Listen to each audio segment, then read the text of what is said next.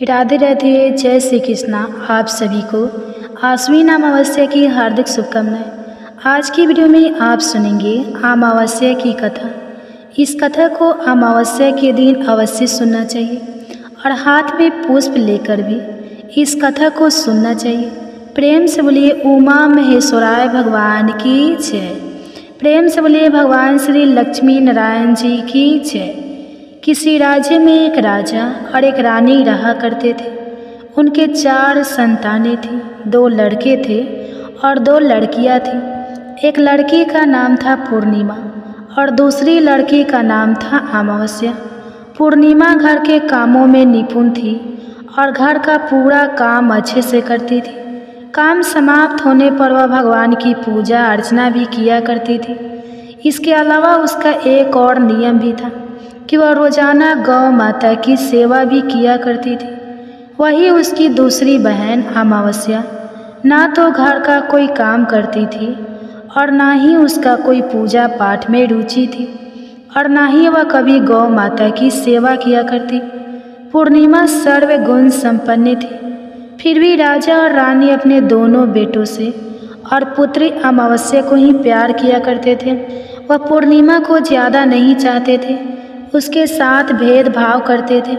समय के साथ राजा की 4 संतानें बड़ी हो रही थी। जब वे बड़ी हो गए तो राजा ने अपने दोनों पुत्रों का विवाह योग्य कन्याओं के साथ करवा दिया। इसके बाद रानी ने राजा से कहा कि हे राजन, अब दोनों पुत्रियों का विवाह भी करवा दो। वह भी विवाह योग्य हो गई है, लेकिन आप ऐसा करना कि पुत्री अमावस्या के विवाह किसी बड़े खानदान में कराना और पूर्णिमा का विवाह किसी गरीब परिवार में कराना, क्योंकि पूर्णिमा को तो केवल भगवान की पूजा पाठ और घर के काम काज करना पसंद है और साथ ही उसे गाय की सेवा करना भी बहुत पसंद है। गरीब घर में होगी तो इसके सारे काम हो जाएंगे और अमावस्या को कुछ करना पसंद नहीं है। इसके लिए बड़ा राजघराना देखना ताकि उसे कोई काम ना करना पड़े। तो रानी की बात सुनकर राजा ने कहा ठीक है, और वह अपनी पुत्रियों के लिए रिश्ता ढूंढने के लिए निकल पड़े। राजा अपने पड़ोसी राज्य में जाकर वहाँ के राजा के पुत्र से अमावस्या का रिश्ता तय कर देते हैं और वही पासी के गांव में जाकर एक गरीब परिवार के लड़के से पुत्री पूर्णिमा का रिश्ता भी तय कर देते हैं। और घर आकर राजा ने सारी बात रानी को बताई। तो रानी सोचने लगी कि अब देखते हैं भगवान इसकी मदद कैसे करते हैं। यह तो बहुत ही पूजा पाठ करती है और भगवान में सदा ही मग्न रहती है। तो पूर्णिमा का भाई और भाभी पूर्णिमा से बहुत ही प्यार करते थे, क्योंकि पूर्णिमा उनके घर के कामों में उनका साथ देती थी, हर काम में उसका हाथ बटाती थी। जबकि अमावस्या अपने भाई भाभी की कोई सहायता नहीं करती थी, उन पर अपना रोब जमाती थी और ना ही कोई घर का कार्य करती थी। ऐसा करते करते कई महीने बीत गए। अमावस्या और पूर्णिमा दोनों का विवाह हो गया। राजा और रानी ने अपने दोनों बेटियों की विदाई कर दी। विदाई करते समय राजा और रानी ने अमावस्या बेटी को खूब सारे धन दौलत देकर विदा किया और पूर्णिमा को कुछ भी नहीं दिया, खाली हाथ अपने घर से विदा कर दिया।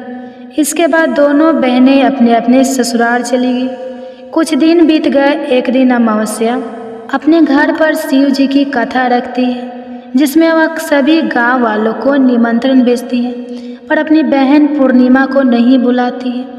जब गांव की सभी औरतें अमावस्या के यहाँ जाती है तो उन्हें इस तरह से जाता हुआ देखकर पूर्णिमा उनसे पूछती है कि आप सब इस तरह से तैयार होकर कहाँ जा रही है। तो औरत पूर्णिमा से कहती है कि तुम्हारी बहन के यहाँ शिव जी की कथा रखी है, क्या तुम वहाँ पर नहीं जाओगी। तो पूर्णिमा कहती है कि मुझे तो मेरी बहन ने निमंत्रण भी नहीं भेजा, तो मैं नहीं जा सकती। तभी गांव की औरतें पूर्णिमा से कहती है कि बुलावा नहीं आया तो क्या हुआ, तुम्हारी बहन है, भूल गई होगी। यह तो भगवान शिव की कथा है, सुनने जाने में क्या हर्ज है।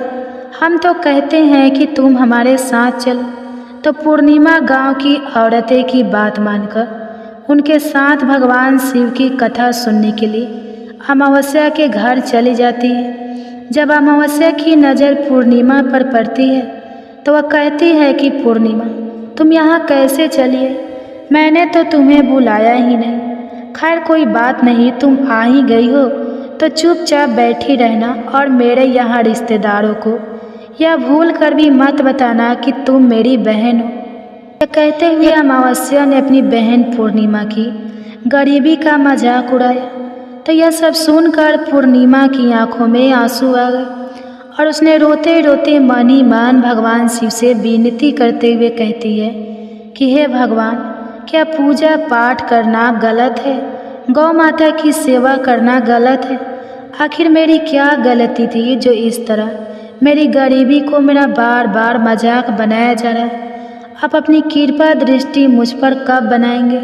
तब पूर्णिमा वहाँ पर बैठी बैठी यही बार बार कहती रहती है। इतने में ही शिव कथा पूरी हो जाती है और अमावस्या भगवान का प्रसाद बांटने लगती है। वह सभी लोगों को प्रसाद दे देती है, लेकिन अपनी बहन पूर्णिमा को प्रसाद नहीं देती। पूर्णिमा बड़े ही दुखी की मन से बिना प्रसाद लिए अपने घर लौट जाती है। पूरे रास्ते वह यही सोच रही थी कि घर पर अगर बच्चे उससे कथा का प्रसाद मांगे तो मैं उनसे क्या कहूँगी, और यह भी सोच रही थी कि मायके अपने भाई और भौजाई के यहाँ जाऊँगी तो वहाँ जाते हुए वहाँ के बच्चे के लिए भी कुछ लेकर जाना था। तो ऐसा सोचते हुए वह अपने घर लौट आई। घर वापस लौटकर आने के बाद में उसने अपने पति और बच्चों से कहा कि मैं कुछ समय के लिए अपने मायके जा रही हूँ। तो पति ने कहा ठीक है चली जाओ। तो थोड़ी देर बाद में पूर्णिमा अपने मायके के लिए रवाना हो गई। चलते चलते रास्ते में एक चबूतरा आया जिस पर तुलसी का पौधा लगा था। उस चबूतरे पर एक बूढ़ी अम्मा बैठी थी। वह कोई और नहीं, साक्षात तुलसी माता थी। उस बूढ़ी माता ने पूर्णिमा से कहा कि बिटिया तुम कौन हो और कहाँ जा रही हो? तो पूर्णिमा अपना परिचय देते हुए कहती है कि माँ, मैं अपने मायके जा रही हूँ।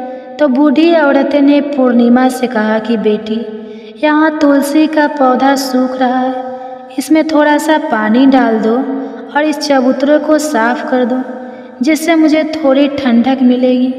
तो पूर्णिमा ने कहा कि ठीक है माँ, मैं तुलसी के पौधे में पानी डाल देती हूँ और यहाँ की साफ सफाई भी कर देती हूँ।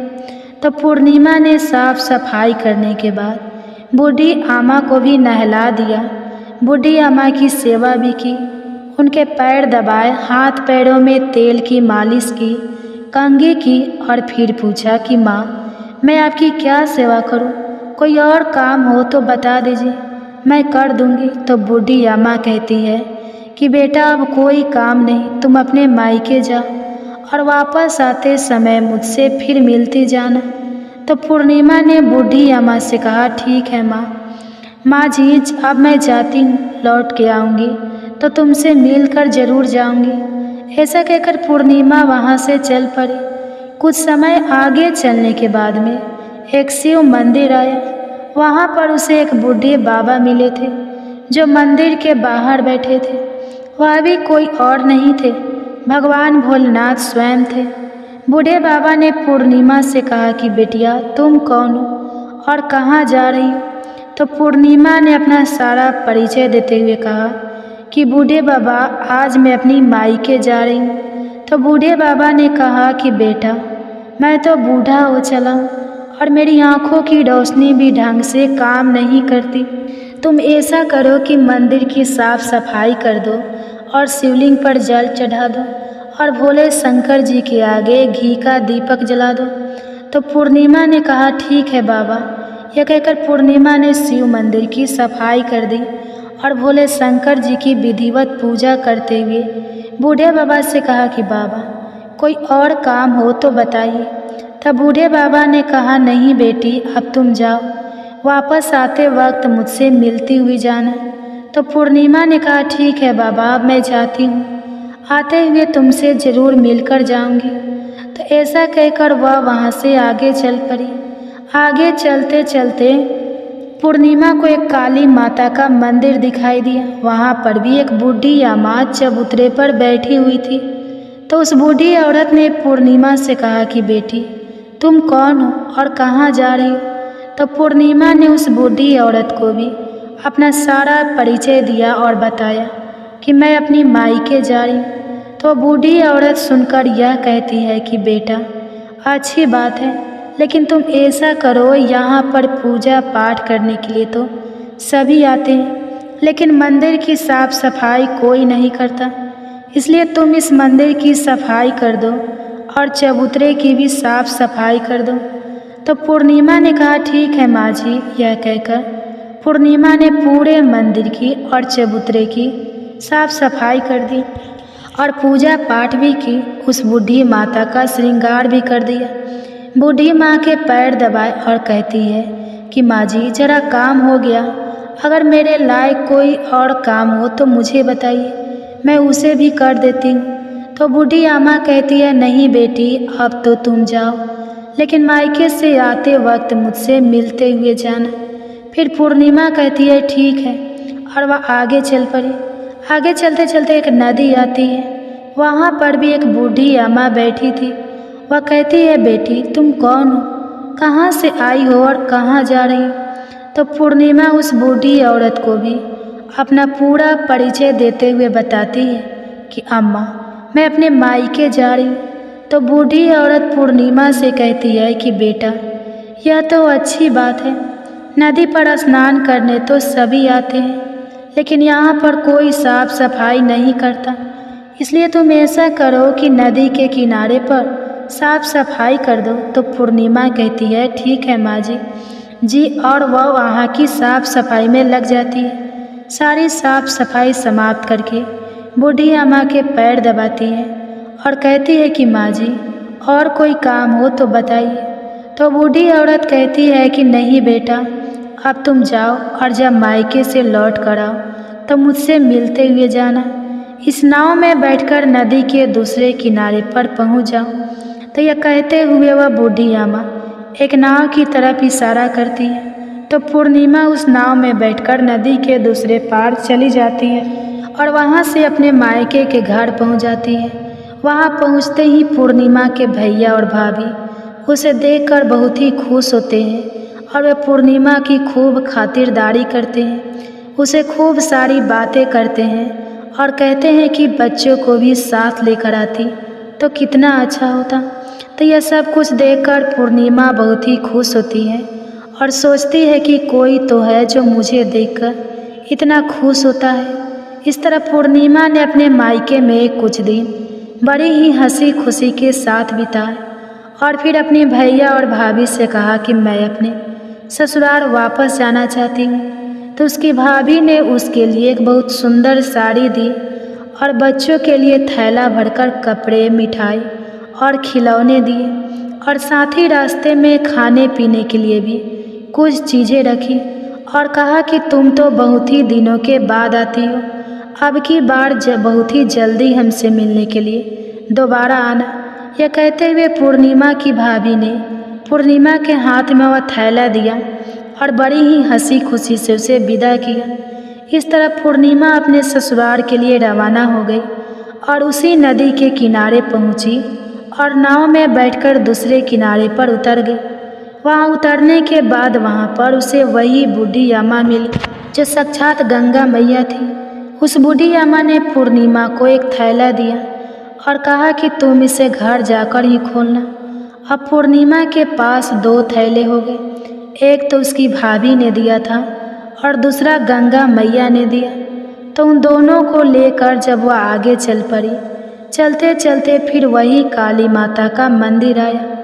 वहाँ चबूतरे पर बूढ़ी अम्मा बैठी हुई थी जो साक्षात काली माता थी। बूढ़ी अम्मा के रूप में बैठी काली माता ने जब पूर्णिमा को आते हुए देखा तो कहा कि आ गई बेटा।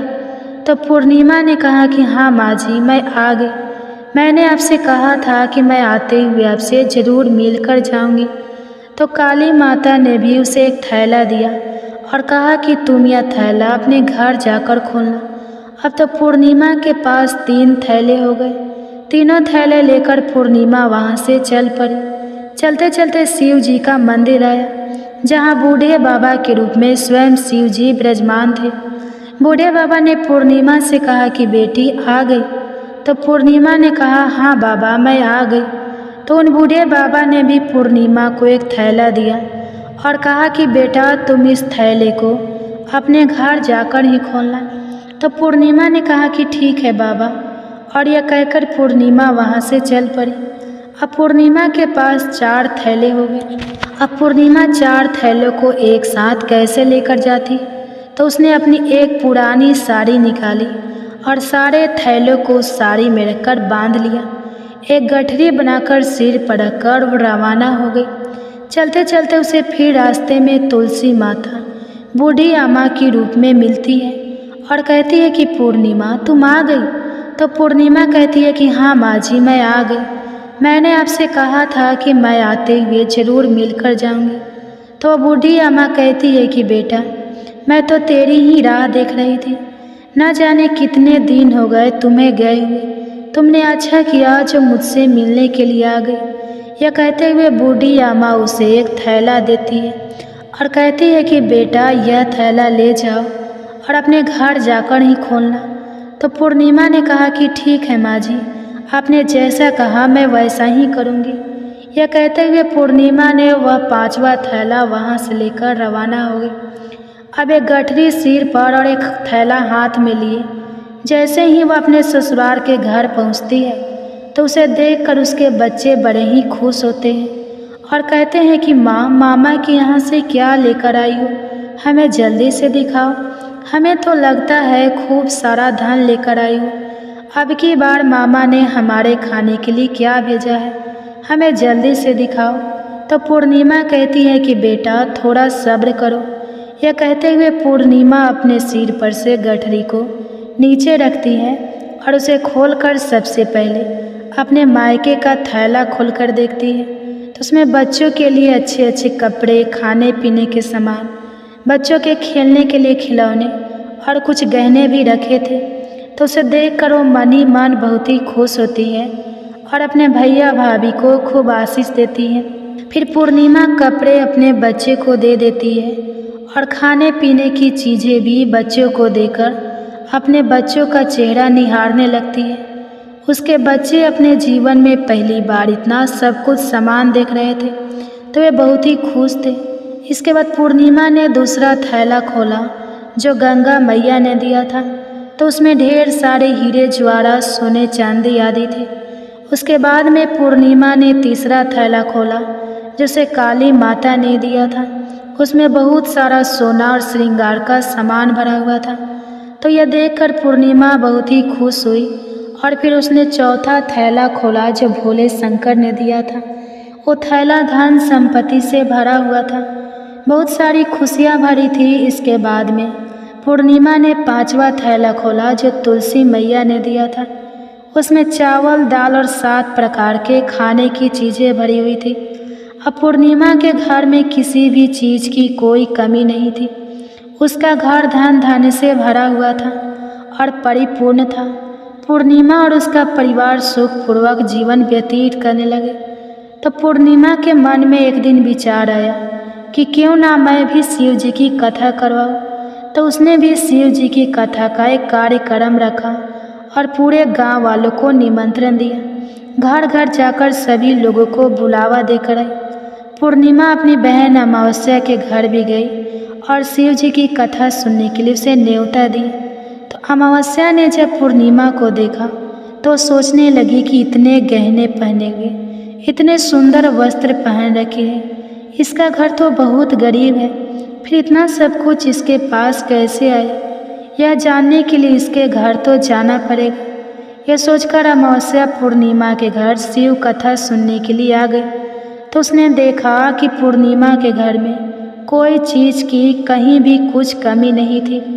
तो इतनी सारी धन दौलत देखकर अमावस्या आश्चर्यचकित हो गई और पूर्णिमा से पूछने लगी कि तुम्हारे घर में इतनी धन दौलत कहाँ से आई? तो पूर्णिमा ने कहा कि देखो बहन, तुमने शिव जी की कथा में मुझे नहीं बुलाया था, फिर भी मैं चली आई। तुमने मुझे प्रसाद तक नहीं दिया और मेरी गरीबी का मजाक उड़ाया था। उसके बाद मैं अपने घर आ गई और घर आते हुए मन में यही सोच रही थी कि अपने मायके जाऊंगी और बच्चों के लिए कुछ लेकर आऊंगी। तुमने तो मेरे बच्चों के लिए प्रसाद तक नहीं दिया, इसलिए मैं तुम्हारे यहाँ से आते ही मायके चली गई। यह कहते हुए पूर्णिमा ने उसके बाद जो घटना हुई वह सारी की सारी अमावस्या के बताई। तो ये सारी बात सुनने के बाद अमावस्या कहती है कि तुम मुझे प्रसाद मत दो और मुझे खूब डांट लगा। तो पूर्णिमा कहने लगी कि यह तो भगवान का प्रसाद है, मैं तो सबको दूंगी और तुम्हें भी दूंगी। इतना कहने पर भी अमावस्या ने प्रसाद नहीं लिया। वह बिना प्रसाद के सीधे अपने घर चली गई। घर जाकर अपने बच्चों और पति से कहने लगी कि मैं मायके जा रही हूँ। तो उसके पति ने कहा कोई बात नहीं, कुछ दिन रुककर चली आना, अभी मुझे कोई काम है। तो अमावस्या ने अपने पति की एक नहीं सुनी और अपने मायके जाने के लिए तैयार हो गई। जैसे ही वह मायके जा रही थी तो रास्ते में तुलसी माता चबूतरे पर बैठी हुई बूढ़ी माता के रूप में मिली। तो बूढ़ी माता ने अमावस्या से कहा कि बेटी तुम कौन हो और कहाँ जा रही हो। तो अमावस्या ने अपना परिचय देते हुए कहा कि मैं अपने मायके जा रही हूँ। तो बूढ़ी अम्मा बोली कि बेटा यह तो अच्छी बात है, पर तुम ऐसा करो कि यह तुलसी का पौधा सूख रहा है, इसमें थोड़ा सा पानी डाल दो और इस चबूतरे की साफ सफाई कर दो। तो बूढ़ी अम्मा की इतना कहते ही अमावस्या ने गुस्से में आकर कहा कि बुढ़िया तुम्हें दिखाई नहीं देता, मैंने इतनी महंगी साड़ी पहन रखी है, साफ सफाई करूँगी तो यह गंदी हो जाएगी और यहाँ आसपास पानी भी नहीं है, मैं कहाँ से पानी लाकर तुलसी के पौधे में डाल दूँ। तुम्हारे और तो कोई काम नहीं है, तुम ही ऐसा करो कि आसपास कहीं पर पानी होगा, लाकर इस पौधे में डाल देना। ऐसा कहकर अमावस्या वहाँ से चल पड़ी। चलते चलते शिव मंदिर आया। वहाँ पर भगवान शिव बूढ़े बाबा का रूप धारण किए हुए बैठे थे। उसे देखते ही पूछा कि बेटा तुम कहाँ जा रही। तो अमावस्या ने कहा कि मैं अपनी मायके जा रही हूँ। तो बूढ़े बाबा ने कहा कि बेटा मंदिर की साफ सफाई कर दो और भोले शंकर की पूजा कर दो, आजकल मुझे थोड़ा कम ही दिखाई देता है। तो बूढ़े बाबा के साफ सफाई वाली बात सुनकर अमावस्या को गुस्सा आ गया और वह गुस्से में माना करते हुए वहाँ से आगे चल पड़ी। आगे चलते चलते काली माता का मंदिर दिखाई दिया। वहाँ पर काली माता बूढ़ी अम्मा के रूप में बैठी हुई थी।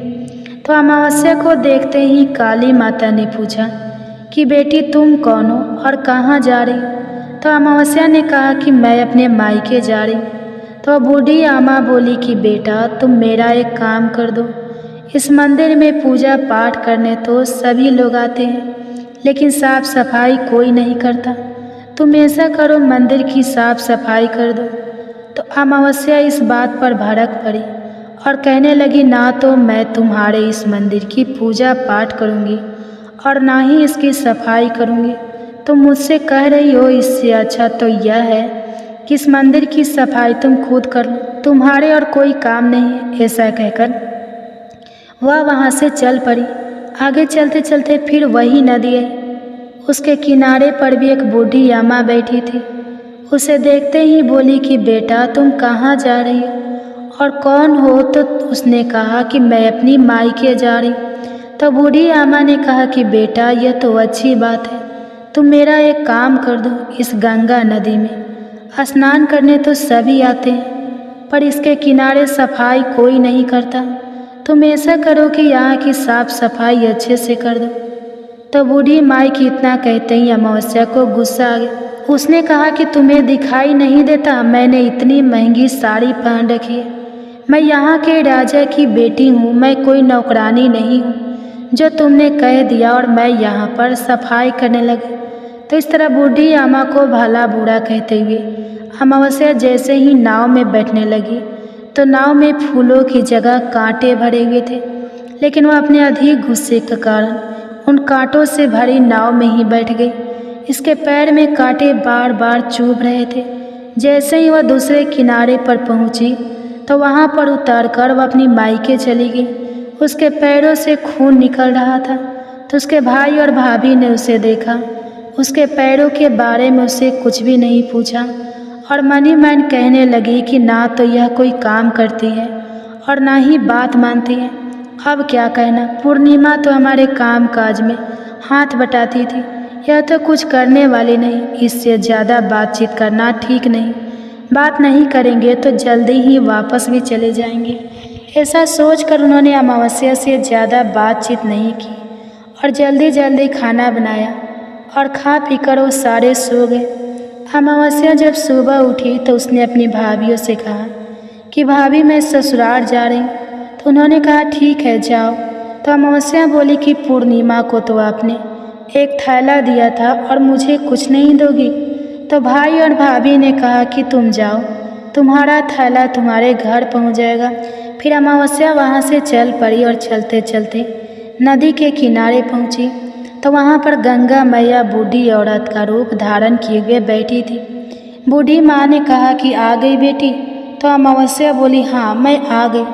कुछ देर तक अमावस्या वहीं पर खड़ी रही तो बूढ़ी अम्मा ने उसे कुछ भी नहीं दिया। तो अमावस्या बोली कि पूर्णिमा को तो तुमने एक थैला दिया था, क्या मुझे नहीं दोगी? तो बूढ़ी अम्मा ने कहा कि तुम घर जाओ, तुम्हारा थैला तुम्हारे घर पहुंच जाएगा।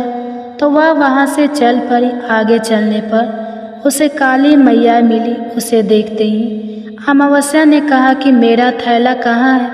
तुमने पूर्णिमा को एक थैला दिया था। तो काली अम्मा का रूप धारण किए हुए बूढ़ी अम्मा बोली कि तुम अपने घर जाओ, तुम्हारा थैला तुम्हारे घर पहुंच जाएगा। तो यह सुनकर अमावस्या वहाँ से चल पड़ी। चलते चलते रास्ते में फिर वही शिव मंदिर आया। वहाँ पर भोली शंकर बूढ़े आदमी का रूप धारण किए हुए बैठे थे। उन्हें देखते ही अमावस्या बोली कि मेरा थैला कहाँ है? तो बूढ़े बाबा ने कहा कि तुम घर जाओ, तुम्हारा थैला तुम्हारे घर पहुँच जाएगा। तो अमावस्या वहाँ से आगे चल पड़ी। आगे चलते चलते उसे तुलसी माता बूढ़ी अम्मा का रूप धारण किए हुए वहाँ पर बैठी हुई मिली। तो अमावस्या को देखते ही कहा कि आ गई बेटा? तो अमावस्या ने कहा कि हाँ मैं आ गई। मेरा थैला कहाँ है? पूर्णिमा को तो आपने थैला दिया था।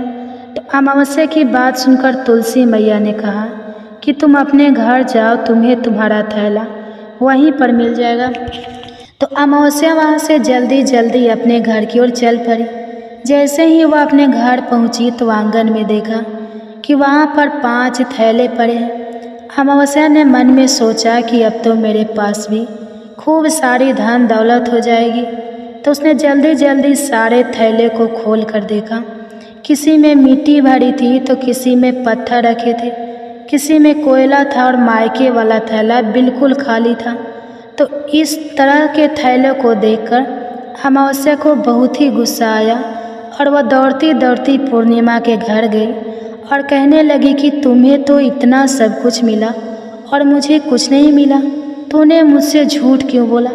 तो अमावस्या की बात सुनकर पूर्णिमा कहती है कि जब मैं अपने मायके जाती हूँ तो अपनी भाभीयों के साथ उनके काम में हाथ बटाती हूँ, उनके साथ मिलकर काम करती हूँ, उनकी इज्जत करती हूँ। लेकिन तुम तो अहंकारवश किसी की इज्जत नहीं करती, इसलिए वे भला तुम्हें क्या देंगे? तूने तुलसी माता को ठुकरा दिया, गंगा मैया को ठुकरा दिया, काली माँ को भी ठुकराया और भगवान शिव का कहना भी नहीं माना, इसलिए उन्होंने तुम्हें कुछ भी नहीं दिया। मैंने उन सब का कहा हुआ काम बड़े ही श्रद्धा भाव से किया था, इसलिए यह सब कुछ मुझे प्राप्त हुआ है। यह सब मुझे पूजा और भक्ति से मिला है। तो यह सब सुनकर अमावस्या कहती है कि बहन मुझे माफ़ कर दो, मैंने तुम पर हमेशा अत्याचार किया है। माँ ने भी हमेशा हम दोनों के बीच में भेदभाव रखा था। आज मेरी आंखें खुल गई हैं, मुझे कुछ नहीं मिला, कोई बात नहीं, पर मैं भी भगवान की भक्ति करना चाहती हूँ और भगवान की भक्ति करके सब कुछ प्राप्त कर लूँगी। इन सब चीज़ों का रहस्य बताओ। तो पूर्णिमा कहने लगी तुम 3 सूत्र का ज्ञान ले लो और उसकी कथा करना। पहले सूत्र में दया मांगना, दूसरे सूत्र में कथा मांगना और तीसरे सूत्र में 108 बार ओम नमः शिवाय का जाप करना। बहन यह सूत्र भगवान ने स्वयं दिए हैं, इसलिए तुम इनको अपने हृदय में बसा लेना। मैंने भी इन 3 सूत्रों को अपने जीवन में अपनाए थे और सच्चे मन से भगवान की भक्ति और पूजा पाठ की थी। तभी तो मुझे इतने गरीब घर में ब्याहने के बाद भी आज मेरे पास सब कुछ है और तुम्हारा एक अमीर घरानों में विवाह होने के बाद भी आज सब कुछ नष्ट हो गया है। तो यह 3 सूत्र अपने मन में रखकर अमावस्या अपने घर चली गई और भगवान की पूजा पाठ करने लगी और भगवान शिव से माफ़ी मांगते हुए कहा कि हे भोले शंकर, मुझे माफ़ कर दो जो मैंने अपनी बहन पूर्णिमा पर इतने अत्याचार किए। शिव कथा में वह बिना बुलाए आई, फिर भी मैंने उसका अपमान किया, मुझे माफ़ कर दो। अब मैं पूरे विधि विधान से पूजा अर्चना किया करूँगी। और फिर वह गौ माता की सेवा भी करने लगी और दूसरों की मदद भी करने लगी, जिसकी वजह से उसके घर धन धन से परिपूर्ण हो गया। बोलो भोले शंकर भगवान की जय, बोलो भगवान श्री विष्णु जी की जय।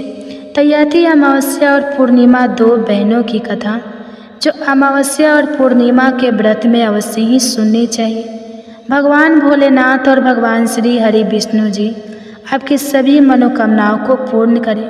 अब आप सुनिए भगवान शिव की कथा। भगवान शिव और माता पार्वती की एक बहुत ही सुंदर और सच्ची कहानी।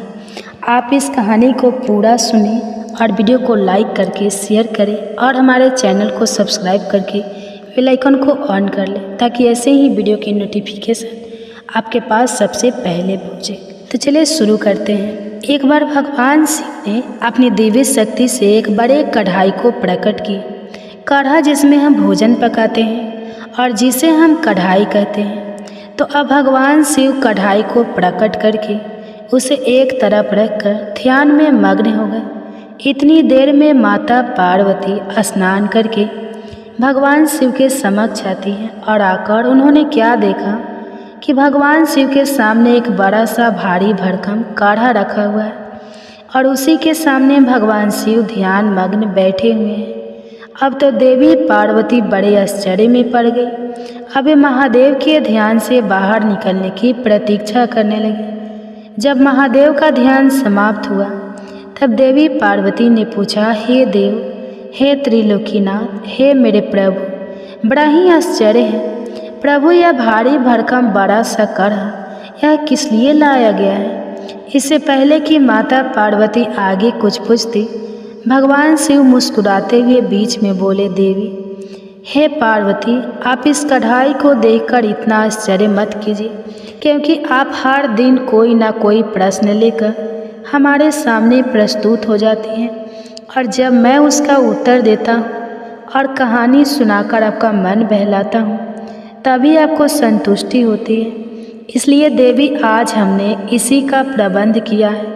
प्रिय भक्तजनों, चलिए आगे सुनते हैं फिर आगे क्या होता है। जो प्रिय भक्तजनों, इधर बड़े कढ़ाई को देखकर माता पार्वती सोच में पड़ गई और भगवान शिव माता पार्वती को आधी अधूरी बात सुनाकर मुस्कुराकर फिर से ध्यान मग्न हो गए। अब इधर चलिए देखते हैं कि इसके बाद क्या होता है। इधर अनंत ब्रह्मांड में चारों युग, चारों भाई एक साथ बैठकर बात कर रहे होते हैं। चारों एक साथ बैठे थे। अब बातों ही बातों में एक दूसरे से वाद विवाद करने लगे। सब आपस में यही कहने लगे कि हम तुमसे बड़े हैं, हम तुमसे महान हैं। तो कोई कहता है हम तुमसे श्रेष्ठ हैं। अब सभी खुद को एक दूसरे से श्रेष्ठ बताने की कोशिश करने लगे। तब सबसे पहले सतजु कहने लगा कि अरे मूर्खों, तुम सब मुझसे छोटे हो, भला तुम मेरी बराबरी कैसे करने लगे? जब त्रेता युग ने सतजु की बात सुनी तो उसने कहा कि तुम सबसे बड़े कैसे हो सकते हो? अरे तुम सब में से बड़ा तो मैं हूँ, मैं ही सर्वश्रेष्ठ हूँ। तुम सब मुझसे भला श्रेष्ठ कैसे हो सकते हो? इतने में ही द्वापर युग भी बोल उठा कि तुम मुझसे श्रेष्ठ कैसे हो सकते हो? अरे तुम सब में से श्रेष्ठ तो मैं हूँ, तुम लोगों का श्रेष्ठ होने का तो कोई सवाल ही नहीं उठता। अब उन सब की बात सुनकर भला कलयुग कैसे चुप रहता? कलयुग भी बीच में बोल उठा, तुम 3 मुझसे श्रेष्ठ बन रहे हो। अरे असलियत तो तुम जानते ही नहीं, असलियत तो यही है कि श्रेष्ठ मैं ही हूँ। इस तरह से अब वाद विवाद करते करते वे चारों युग आपस में ही लड़ाई झगड़ा करने लगे। अब चारों युगों ने मिलकर एक योजना बनाई। वे आपस में कहने लगे कि इस तरह तो वाद विवाद करके कोई फैसला ही नहीं हो पाएगा। हम सब मिलकर क्यों न कैलाश पर्वत पर चले। वे चारों युग आपस में कहने लगे कि इस प्रकार लड़ते रहे तो अच्छा होगा हम सब मिलकर कैलाश पर्वत पर विराजमान भगवान शिव के पास चलते हैं। अब तो वही हमारा फैसला करेंगे। इस तरह से आपस में समझौता करके चारों युगों ने कैलाश पर्वत की ओर प्रस्थान किया। चलते चलते आखिरकार वे कैलाश पर्वत पर पहुंच गए। वहां पर पहुंचकर चारों युगों ने भगवान शिव को प्रणाम किया। चारों युगों को अपने पास आया देखकर भगवान शिव ने उन सभी का स्वागत करते हुए कहा कि आप सभी का हमारे दरबार में हमारे कैलाश पर स्वागत है। कहो तुम्हारे आने का क्या कारण है। आप तो स्वयं ही कल चक्रे हो, तुम सभी तो स्वयं समय हो, फिर ऐसा क्या कारण हो गया कि आपको हमारे पास आना पड़ा। भगवान शिव के इस प्रकार पूछने पर चारों युगों ने कहा कि हे सृष्टि के रचयिता, हे प्रभु, हे महादेव, हम चारों युगों में विवाद खड़ा हो गया है और हम सब में एक दूसरे से बड़ा होने की बात पर होड़ लग गई है। इसी समस्या का समाधान पाने के लिए हे प्रभु हम आपके समक्ष पधारे हैं। हम इस समस्या का समाधान खुद से करने में असमर्थ थे, इसलिए प्रभु अब तो आप ही हमारी इस समस्या का कोई समाधान ढूंढिए। आप ही हमारा फैसला कीजिए, आप हमारा न्याय कीजिए और बताएं प्रभु कि हम चारों युगों में आखिरकार सबसे बड़ा कौन है। हम चारों में से सबसे श्रेष्ठ कौन है। चारों युगों की इस बात सुनकर भगवान शिव कहने लगे कि इसका फैसला तो तब होगा जब आप चारों अपने अपने बारे में बताएंगे कि किन किन गुणों के कारण आप खुद को बड़ा बता रहे हो। तब शिव जी ने कहा, हे सतयुग, पहले तुम ही बताओ कि तुम कैसे श्रेष्ठ हो गए। तब सतयुग ने कहा, प्रभु देखिए मेरी आयु सबसे ज़्यादा है, मैं 70 लाख वर्ष का हूँ और अन्य युग मुझसे 70 लाख वर्ष छोटे हैं, इसलिए मैं इन सभी से लंबी आयु का हूँ। सतयुग की बात सुनते ही अब कलयुग बोल उठा कि प्रभु व्यक्ति कभी भी आयु से बड़ा नहीं होता, व्यक्ति के गुणों से बड़ा होता है। आप देखिए भगवान शिव ने कलयुग की इस दलील को मान लिया और सतयुग से कहा, हे सतयुग, तुम इस तरह आयु में बड़े होने से तो बड़े नहीं हो सकते। भगवान शिव की यह बात सुनकर सतयुग ने कहा, प्रभु मेरे युग में जो भी व्यक्ति हुए हैं वह तो बड़े ही बलवान हुए हैं, बहुत ही पराक्रमी थे, वह पृथ्वी तक को उठा ले जाए, ऐसे पराक्रमी और बलराम बलवान थे। और जब मेरा राज्य था तब उसमें भगवान श्री हरि विष्णु ने भी कई अवतार धारण किए थे। वराह अवतार भी मेरे ही काल में हुआ था, नरसिंह अवतार भी मेरे ही युग में हुआ था, यहाँ तक कि प्रभु मत्स्य अवतार भी तो मेरे ही युग में हुआ था। सतयुग को अपने बारे में इस तरह बढ़ाई करते देखकर त्रेता युग बोल उठा, नहीं नहीं, प्रभु श्री हरि विष्णु के अवतार लेने से सतयुग बड़ा भरा कैसे हो सकता है। प्रभु मर्यादा पुरुषोत्तम भगवान श्री रामचंद्र जी का अवतार तो मेरे ही युग में हुआ था। उन्होंने संसार को मर्यादा और धर्म पालन सिखाया। रावण जैसे महापंडित और कुंभकर्ण जैसे महान बलवान भी तो मेरे ही शासन काल में हुए थे। प्रभु इस तरह सतयुग मुझसे बड़ा नहीं हो सकता, फिर इन सब में से तो बड़ा मैं ही हुआ। बस फिर क्या था। जब यह बातें द्वापर ने सुनी तो द्वापर युग महादेव से बोल उठा, हे महादेव, हे प्रभु, यह दोनों बड़े बन रहे हैं, किंतु यह दोनों बड़े कैसे हो सकते हैं। आप देखिए ना प्रभु, आप तो जानते ही हैं जब मेरा शासन काल आया तो मेरे ही तो शासन काल में भगवान श्री कृष्ण ने अवतार लिया था और जो 16 कलाओं से संपन्न थे, परिपूर्ण थे, पर ब्रह्मा थे, उन्होंने ऐसा विराट रूप दिखाया जो कभी स्वयं भगवान विष्णु ने भी नहीं दिखाया था। इसलिए हे प्रभु, हे भोलेनाथ, यह दोनों युद्धाओं की बात करते हैं तो मेरे शासन काल में भी बड़े बड़े योद्धा द्रोणाचार्य, कर्ण, भीष्म, पितामह, युधिष्ठिर, अर्जुन, भीम, नकुल, सहदेव, कंस आदि ये भी तो मेरे ही शासन काल में हुए थे। प्रभु, यहाँ तक कि बलराम जी भी मेरे ही शासन काल में तो हुए थे। अब बताइए प्रभु, मेरे शासन काल में कौन सा योद्धा भला इन धाव से कम था? इन सबसे तो श्रेष्ठ मैं ही हूँ। तब तक कलिग भी बोल उठा कि प्रभु, मैं इनकी बातें सही मानता हूँ, लेकिन इन तीनों के शासन काल में जो भी योद्धा हुए थे, जो भी अवतार हुए थे, उनमें कई काम चोरियाँ पाई गई थी। और जिनके शासन काल में काम चोरी वाले मनुष्य होते हैं, वे भला श्रेष्ठ कैसे हो सकते हैं? कलयुग कहने लगा, नहीं भगवान, मेरा शासन काल सबसे अच्छा है, क्योंकि मेरा शासन काल तो अच्छी और नई नई तकनीकों से परिपूर्ण है। मेरा युग मशीनों का युग है, इसलिए मेरा शासन काल सबसे श्रेष्ठ है। अब भगवान शिव उन चारों युगों की बात को, उनके वाद विवाद को सुनकर मन ही मन विचार करने लगे कि किस प्रकार से इन सब की बातों का फैसला किया जाए और किस युग को श्रेष्ठ साबित किया जाए। वहीं पास में ही जगत जननी माता पार्वती भी भगवान शिव के साथ विराजमान थे, जो कि इन सभी युगों के वार्तालाप को बड़े ही ध्यानपूर्वक सुन रही थी। तभी माता पार्वती महादेव से कहने लगी, हे प्रभु, आप मन ही मन किस बात का विचार कर रहे हैं? अगर आपने इनका फैसला नहीं किया तो यह चारों भाई तो फिर आपस में ही कट मर जाएंगे, आपस में इस तरह की झगड़ा करते रहेंगे। प्रभु, इसलिए आपको इनका फैसला तो तुरंत ही करना होगा। अगर इन्होंने ऐसा किया तो सृष्टि का तो काल चक्र ही रुक जाएगा, समय का प्रभाव ही रुक जाएगा।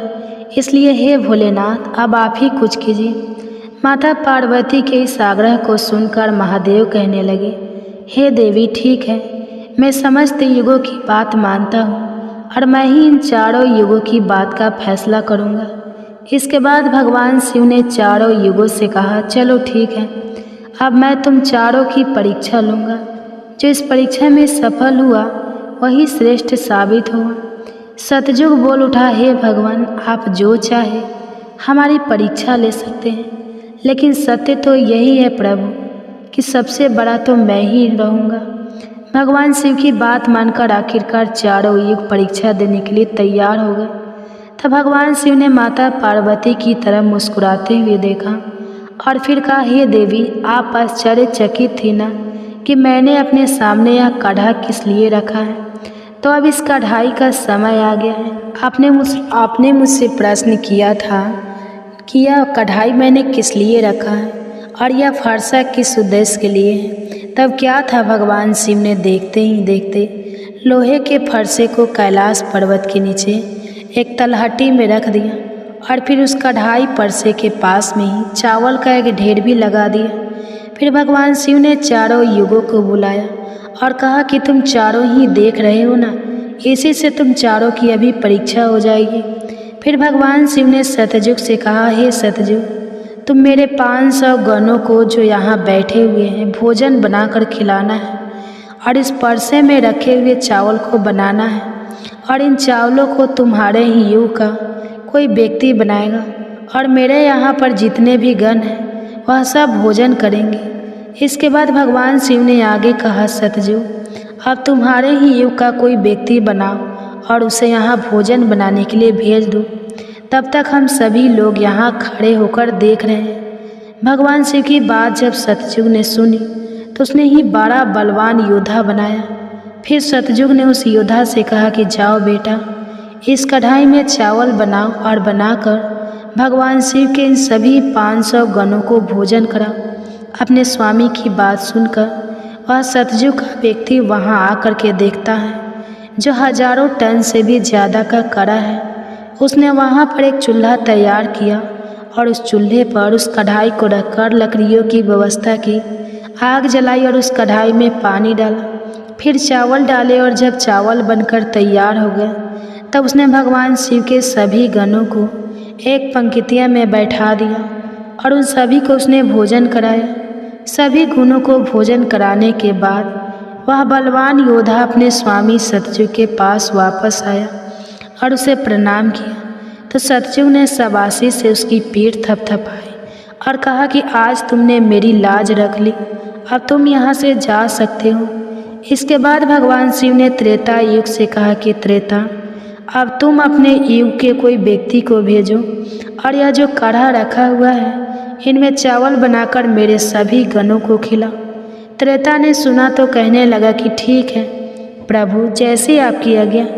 अब त्रेता युग ने भी अपने समय के समान महान बलशाली कुंभकर्ण जैसे बलवान व्यक्ति को उत्पन्न किया और उससे कहा कि हे पुत्र, यह मेरे परीक्षा की घड़ी है। तुम्हें भगवान शिव के समस्त सभी समक्ष गणों को भोजन बनाकर खिलाना है। त्रेता युग के व्यक्ति ने उसे प्रणाम किया और उसके बाद वह वहाँ से तलहटी में चला गया। तलहटी में आकर उसने चूल्हा बनाया, लकड़ियों की व्यवस्था की, आग जलाई और एक हाथ से ही उस भारी भरकम कढ़ाई को उठाकर देखते ही देखते चूल्हे पर रख दिया। फिर उसमें पानी डालकर चावल डाले और जब चावल पक गए तब सभी गणों को बुलाकर उन्हें भाने के बाद भोजन कराया। इसके बाद वह वहाँ से तुरंत कैलाश पर्वत पर पहुँच गया जहाँ पर चारों युग विराजमान थे। इस प्रकार से त्रेता युग ने भी अपना कार्य पूर्ण किया। अब बारी आई द्वापर युग की। भगवान शिव ने द्वापर युग से कहा, हे द्वापर, अब मैं तुम्हारी परीक्षा लूँगा। जिस प्रकार से सतयुग और त्रेता युग ने परीक्षा दी है, ठीक इसी प्रकार से तुम्हें भी अब परीक्षा देनी होगी। यह सुनकर द्वापर युग ने बलशाली भीम के समान एक व्यक्ति को उत्पन्न किया और उसे आदेश दिया कि हे पुत्र, यह मेरे परीक्षा की घड़ी है, तुम्हें मेरी लाज रखनी है। अब तुम जाओ और बड़े से कढ़ाई में चावल बनाकर भगवान शिव के सभी गणों को भोजन कराओ और मेरी लाज बचाओ। यह सुनकर द्वापर युग के व्यक्ति ने अपने स्वामी को प्रणाम किया और वहाँ से तलहटी में चल पड़ा। तलहटी में जाकर उसने सबसे पहले चूल्हा बनाया, फिर आग जलाने के लिए लकड़ियाँ ढूंढी। लकड़ियों को चूल्हे में डालकर जलाया और पूरी ताकत लगाकर उसने उस बड़े से कढ़ाई को उठाकर जैसे तैसे खींचकर उसे चूल्हे पर रख दिया। वह तो द्वापर युग का व्यक्ति था तो उसे थोड़ा ज़्यादा जोर लगाना पड़ा और बड़ी मुश्किल से वह कढ़ाई को उठा पाया। इस प्रकार से द्वापर युग के व्यक्ति ने भी चावल तैयार किए और भगवान के सभी गणों को भोजन कराकर वह फिर अपने स्वामी के पास वापस आया। उसके स्वामी द्वापर युग ने उसकी पीठ थपथपाई और उसे वहाँ से विदा किया। अब बारी आती है कलयुग की। तब भगवान शिव कहते हैं, हे कलयुग, अब तुम्हारी बारी है। तुम उस कढ़ाई का वजन देख रहे हो ना, उसका वजन कम नहीं होगा, उसका वजन उतना ही रहेगा, हजारों टन का। लेकिन अब तुम्हें परीक्षा देनी है। तुम तो मानने को तैयार ही नहीं थे कि तुम सबसे छोटे हो, लेकिन तुमने माना ही नहीं। तुम्हारे युग के आदमी की आयु भी मात्र 100 वर्ष की है। सतयुग की आयु 1,00,000 वर्ष होती है, त्रेता युग में 10,000 होती है और द्वापर में 1,000 होती है। और हे कलयुग, तुम्हारे शासन में तो मात्र 100 वर्ष की आयु है। तुम्हारा आदमी भी छोटा होता है। जब भगवान शिव की बातें कलयुग ने सुनी तो कलयुग कहने लगा कि ठीक है प्रभु, मैं आपकी बात मानता हूँ, लेकिन आप मुझे पहले ही इस तरह से कहकर हताश मत कीजिए। प्रभु, आप तो एक न्यायकर्ता हैं, आपको सभी को बराबर मौका देना चाहिए। भगवान शिव कहने लगे, हे कलयुग, यह कढ़ाई देख रहे हो, हजारों टन का है। वहाँ चावल रखा है, हजारों किलो टन के हैं। और हे कलयुग, तुम्हारा व्यक्ति क्या यह काम कर पाएगा? कलयुग ने कहा, ठीक है प्रभु, अब आप मेरी करनी भी देखिए। कलयुग की बातें सुनकर तीनों युग उस पर हंसने लगे। भगवान शिव भी कलयुग की बातें सुनकर बड़े ही आश्चर्यचकित थे। अब कलयुग ने भगवान शिव से आज्ञा लेकर बड़े ही बुद्धिमान व्यक्ति को पैदा किया। जो बड़ा ही दिव्य व्यक्ति था, वह बहुत ही बुद्धिमान और सर्वगुण संपन्न था। इस तरह के गुणवान व्यक्ति को कलयुग ने पैदा किया और पैदा करने के बाद वह उस व्यक्ति से कहने लगा कि मेरे बेटे, अब तुम ही अपनी शक्ति दिखानी है। कठिन परीक्षा का समय है। यदि तुम इसमें सफल हो गए तो मैं चारों युगों में सबसे छोटा हो जाऊंगा।